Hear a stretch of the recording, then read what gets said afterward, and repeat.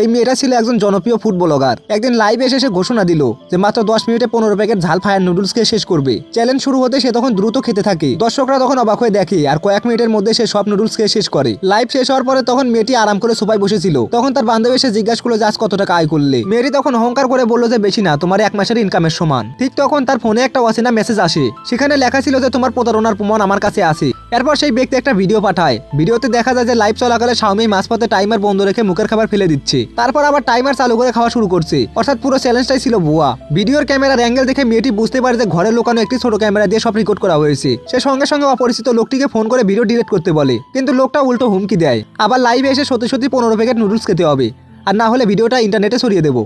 নিজের সম্মান বাঁচাতে মেয়েটি তখন বাধ্য হয়ে আবার লাইভ শুরু করে। মুহূর্তে হাজার হাজার দর্শক তখন লাইভে ঢুকে পড়ে। এবার সে সত্যি সত্যি নুডলস খাওয়ার চেষ্টা করছিল, কিন্তু এত খাবার তার পক্ষে শেষ করা সম্ভব হচ্ছিল না। সে থেমে যেতে চাইলে তখন আবারও হুমকি আসে। ধীরে ধীরে তার শরীর তখন খারাপ হতে শুরু করে। একসময় তার তখন পেট ফুলে যায় এবং সে তখন মাটিতে অজ্ঞান হয়ে পড়ে। ঠিক তখনই তার বান্ধবী পাশে এসে দাঁড়ায়। সবাই ভাবছিল যে সে হয়তো সাহায্য করবে, কিন্তু সে শান্ত গলায় শুধু বলল যে তার আগের সব ভিডিওই ছিল মিথ্যা।